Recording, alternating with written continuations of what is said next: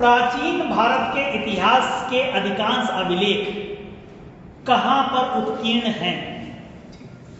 पाषाण शिलाओं पर, ताम्र पत्रों पर, स्तंभों एवं दीवारों पर, उपर्युक्त सभी। तो उपर्युक्त सभी। सबसे प्राचीन अभिलेखों में मध्य एशिया के बोग जकोई से प्राप्त अभिलेख हैं। इन पर किस वैदिक देवता का उल्लेख नहीं मिलता है? मित्र, वरुण, नासत्य या अग्नि? अग्नि का नहीं मिलेगा, ठीक है। किस अभिलेख में ऋग्वेद की तिथि ज्ञात करने में मदद मिलती है? मंदसौर अभिलेख, हाथी गुम्फा अभिलेख, बोग जकोई अभिलेख या एरन अभिलेख? बोग जकोई अभिलेख। भारत में सबसे प्राचीन अभिलेख अशोक के हैं, जो लगभग कितने वर्ष पूर्व के हैं? 269 ईस्वी ईसा पूर्व, 300 ईसा पूर्व, 261 ईसा पूर्व, 305 ईसा पूर्व। तो 300 ईसा पूर्व के, ठीक है। किस विद्वान ने केवल अभिलेखों के आधार पर ही अशोक का इतिहास लिखने का सफल प्रयास किया है? तो D.R. भंडारकर। कौन है? D.R. भंडारकर हैं। उन्होंने शिलालेखों के आधार पर या अभिलेखों के आधार पर ही पूरा इतिहास अशोक का लिखा है। D.R. भंडारकर नाम याद रहेगा। अशोक के अभिलेख किस लिपि में नहीं मिले? खरोष्टी, यूनानी, अरमाइक या रोमन? रोमन में नहीं। किस अभिलेख में अशोक के नाम का स्पष्ट उल्लेख है? किस अभिलेख में अशोक के नाम का स्पष्ट उल्लेख है? मास्की, गुर्जरा, निट्टूर एवं उदयगोलम या इनमें से ये सभी? अशोक का स्पष्ट उल्लेख किसमें मिलता है? मास्की, गुर्जरा, निट्टूर, उदयगोलम सभी में मिलता है। किसके इसमें मिलेगा? मास्की, गुर्जरा, निट्टूर और उदयगोलम में अशोक का वर्णन मिलता है। सर्वप्रथम कब और किसने ब्राह्मी में लिखित अशोक के अभिलेख को पढ़ा था? कब और किसने? ये 1837 में जेम्स प्रिंसेप ने पढ़ा था। किसने पढ़ा था? ठीक है। अब आपको बताना है अभिलेख और संबंधित शासक। अभिलेख भी है और संबंधित शासक भी है। जैसे हाथी गुम्फा है, खारवेल, रुद्रदामन, स्कंदगुप्त, समुद्रगुप्त। Kharavela, very good. जूनागढ़, रुद्रदामन। प्रयाग स्तंभ लेख जो है समुद्रगुप्त, और भीतरी स्तंभ लेख जो है वो स्कंदगुप्त। किससे है? स्तंभगुप्त से, ठीक है। किस अभिलेख से मध्य भारत में भागवत धर्म विकसित होने का प्रमाण मिला है? तो गरुड़ स्तंभ लेख। ज्यादा कंफ्यूज नहीं होइएगा, बस हमको इसमें ऑप्शन नहीं देंगे। गरुड़ स्तंभ को याद रखिएगा। भागवत धर्म विकसित होने का प्रमाण मिला है गरुड़ स्तंभ। मनुस्मृति का 1776 में अंग्रेजी में अनुवाद किसने करवाया था? तो विलियम जोन्स ने करवाया था। 1776 में किसने अंग्रेजी अनुवाद कराया? William Jones. नारद स्मृति का संबंध किस वंश से है? तो गुप्त वंश से है।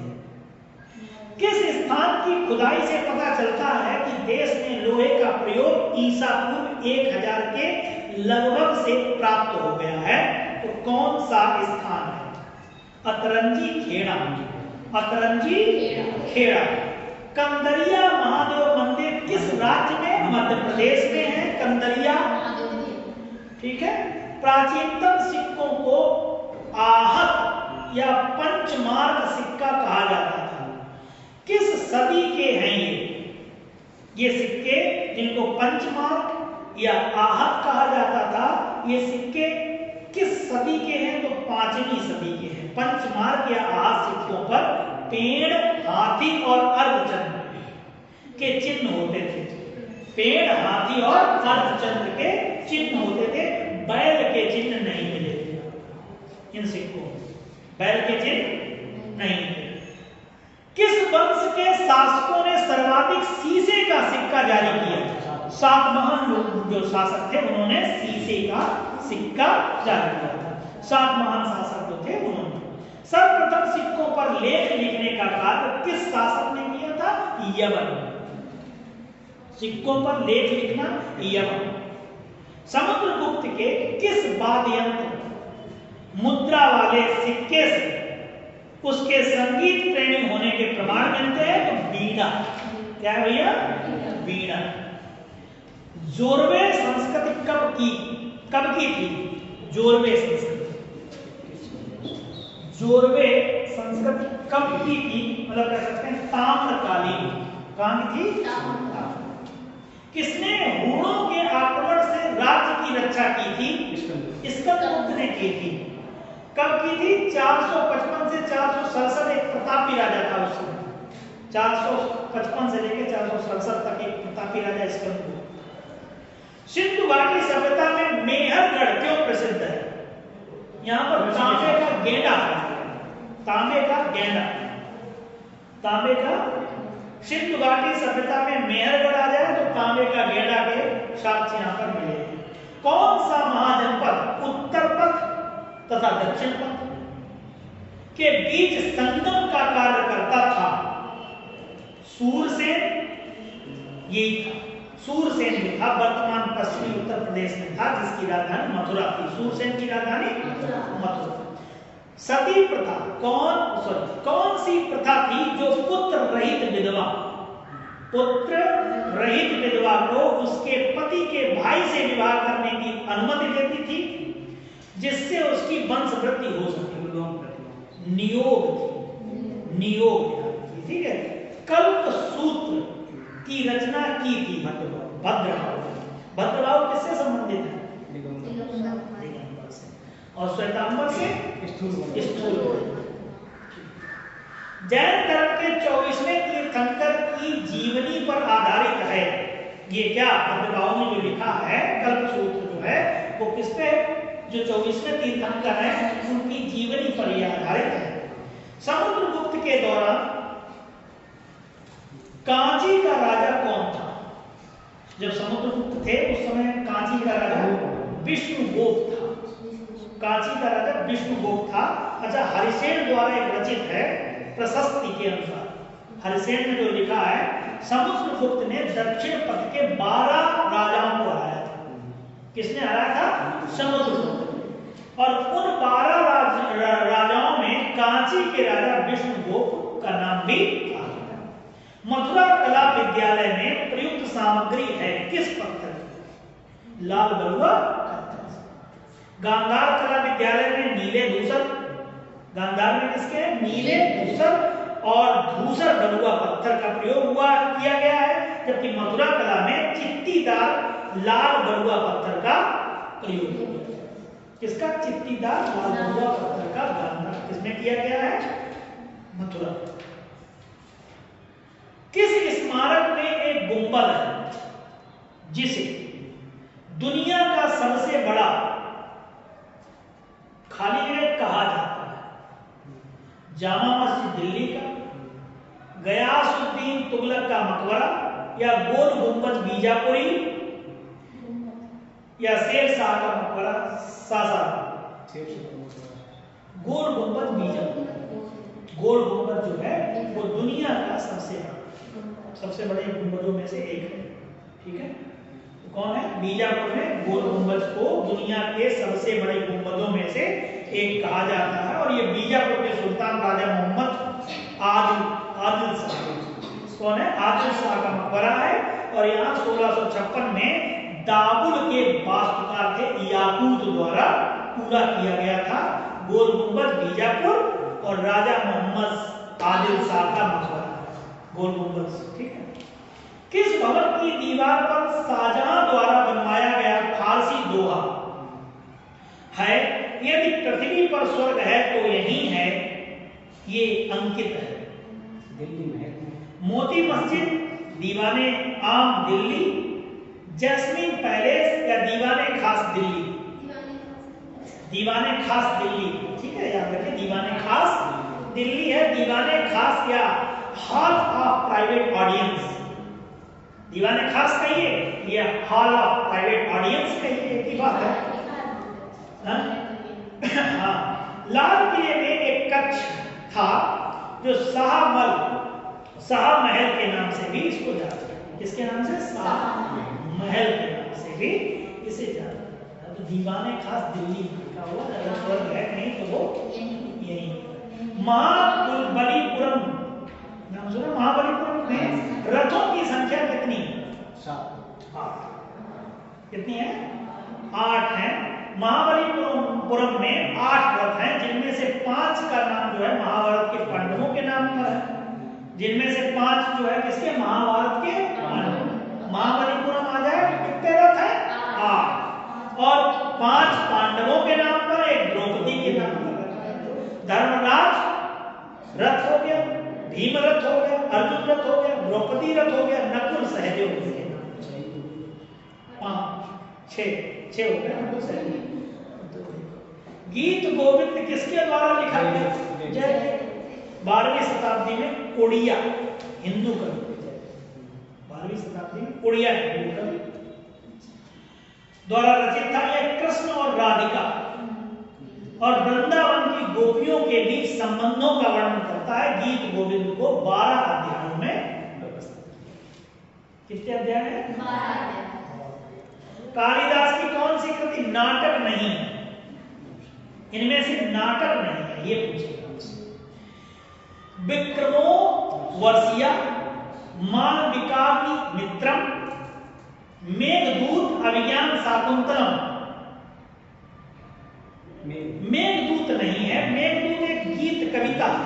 क्या है भैया? गीत। पंचतंत्र विष्णु शर्मा द्वारा लिखा गया। किसके दौरान लिखा? किस वंश के, किस के दौरान? तो गुप्त काल। किसके दौरान लिखा गया? 3री शताब्दी के दौरान। कौन सी शताब्दी है? 3री शताब्दी। अच्छा, प्राचीन चोल साम्राज्य की राजधानी कहां स्थित थी? उरैयूर।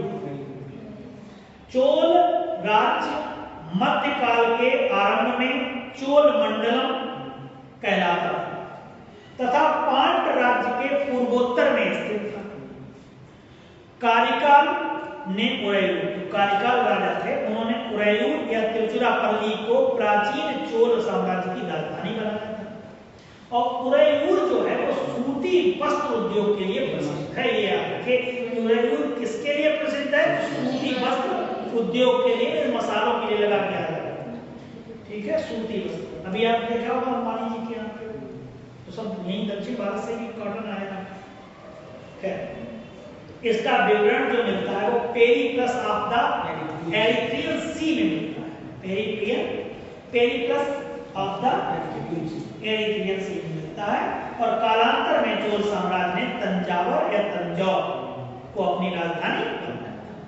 चोल साम्राज्य की स्थापना किसने की थी?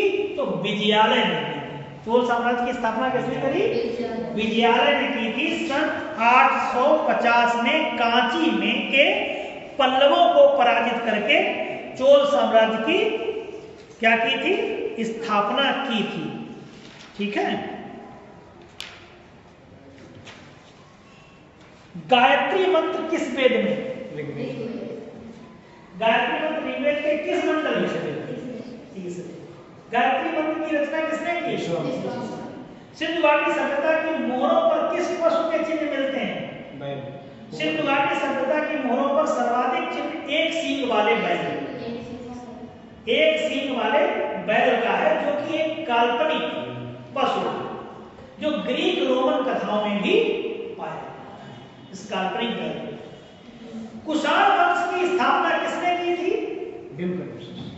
भारत में कुषाण वंश की स्थापना कुजुल कड़फिसेस, कुजुल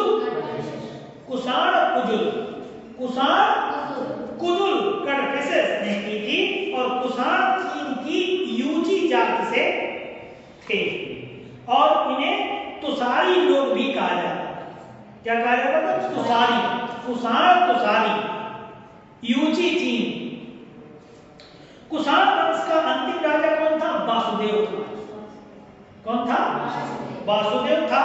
और कुजुल कट से कुषाण वंश का संस्थापक हो गया। चीन की यूची जाति तुषारी लोग ये कहे जाते थे। और कुषाण वंश का सबसे लोकप्रिय सम्राट अगर था वो कनिष्क। देखो इतनी चीजें आपको एक साथ मिलनी चाहिए। ऋग्वेद में कितनी शाखाएं हैं?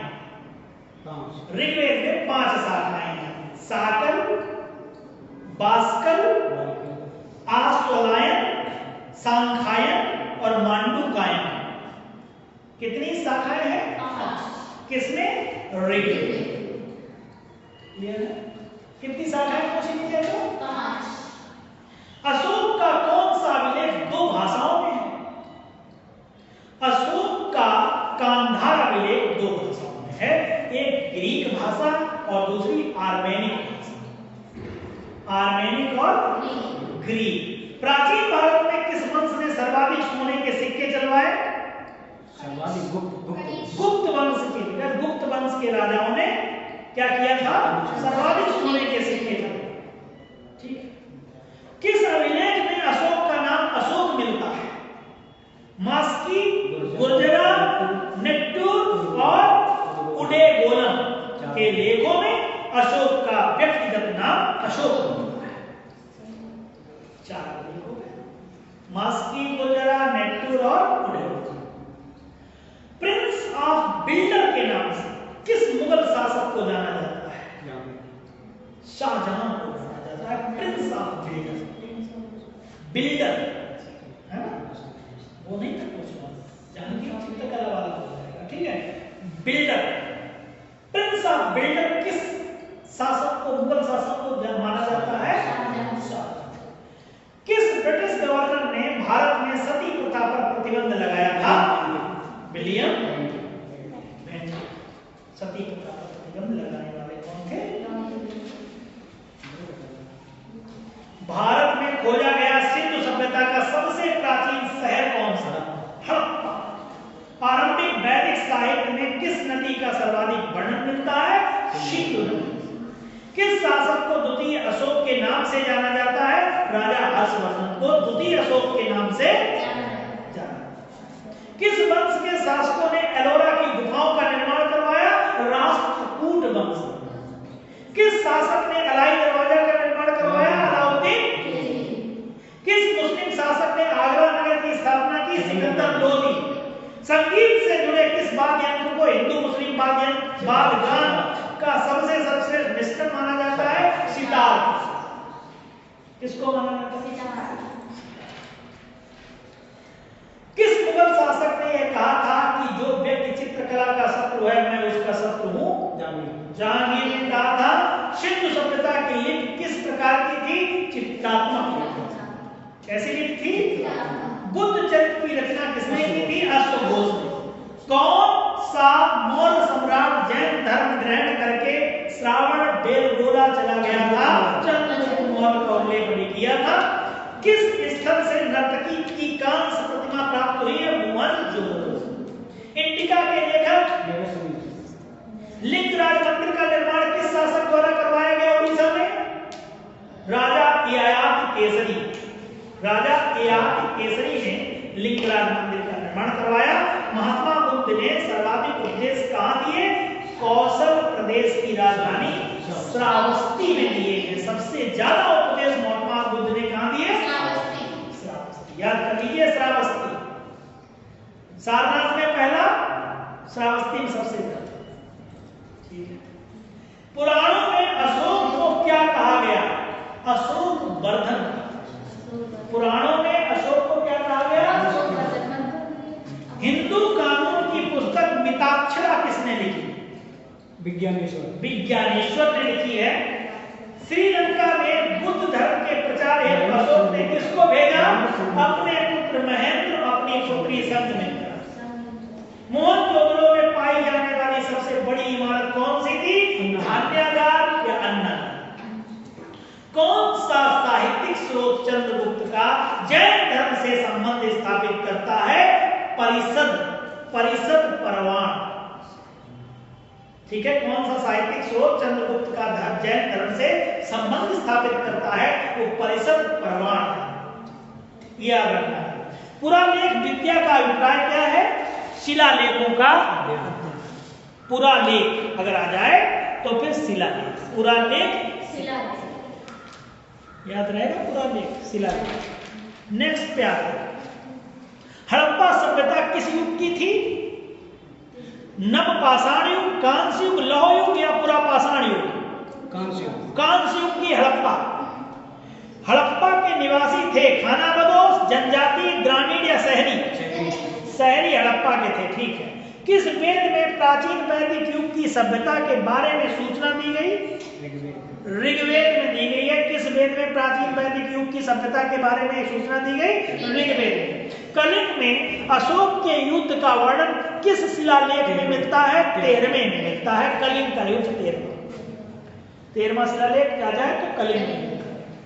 अशोक का सबसे बड़ा स्तंभ शिलालेख कौन सा है? 7वां स्तंभ शिलालेख है सबसे बड़ा। किस विद्वान ने हड़प्पा सभ्यता को सिंधु सभ्यता नाम दिया? तो जॉन मार्शल।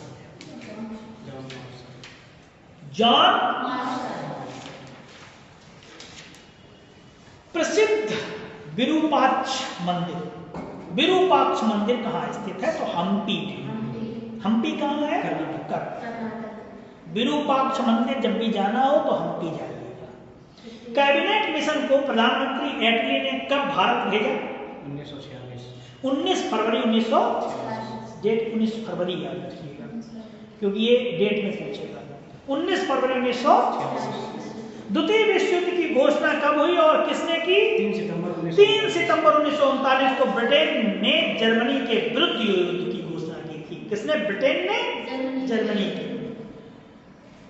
तभी तो आजाद हिंद फौज का सपोर्ट किया था जर्मनी ने। यही विदेश नीति है। संविधान सभा विदेश नीति की समझ किसको थी? सुभाष चंद्र बोस। तुरंत जर्मनी गए, तुरंत जापान गए, ऐसे करके। संविधान सभा की पहली बैठक कब हुई? 9 दिसंबर 1946। 9 दिसंबर 1946 को संविधान सभा की पहली बैठक। भारतीय संविधान सभा पर हस्ताक्षर कब हुए? 24 जनवरी 1950। 24 जनवरी 1900। भारत में आपातकाल कब लगाया गया? 25 जून 1975। 25 जून 1975। कुछ पुस्तकें भी हैं, एक बार रिपीट करें। मुद्रा राक्षस, राजतरंगिणी, बोलते रहो, राजतरंगिणी कन्नड़, कथा सरित सागर, शैव सोमदेव, कथा सरित सागर, कामसूत्र बादशायन, प्रश्नोत्तर मालिका, अमोघ वर्ष दत्तम, स्वप्नवास दत्तम भाष, बुद्ध चरित्र, नाट्य शास्त्र भरत मुनि। नाट्य शास्त्र कितने रस्मों में होता है? 8 रस्म होता है। भरत मुनि ने नाट्य शास्त्र में 8 रस्मों का चित्रण किया है।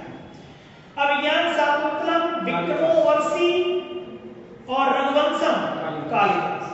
अमरकोशा अमर सिम्हा। पंच सिद्धांतिका बृहद संहिता, बृहद संहिता का चित्रण किया था 12 है ना। सूर्य सिद्धांत आर्यभट्ट, सूर्य सिद्धांत भी है और आर्यभट्ट भी है, आर्यभट्ट भी है। लीलावती भास्कर दुती, लीलावती हर्ष चरित्र कादंबरी नागनंद और रत्नावली बाणभट्ट। हर्ष चरित्र कादंबरी नागनंद रत्नावली ये किसने लिखी है? बाणभट्ट। बाणभट्ट किसके दरबारी थे? हर्षवर्धन के थे। तो कादंबरी, हर्षचरित, नागनंद, रत्नावली।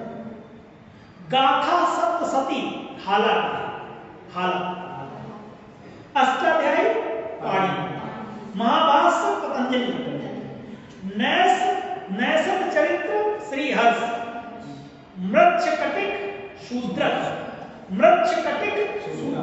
गीत गोविंद जयदेव, नवरत्न वीरसेन, चरण संहिता चरण, अर्थशास्त्र कौटिल्य, ए होल प्रशस्ति रविकृत और नींद सार, कल मैंने बोला नींद सार कामंतक, इंडिका मैगस्थनीज, इंडिका मैगस्थनीज।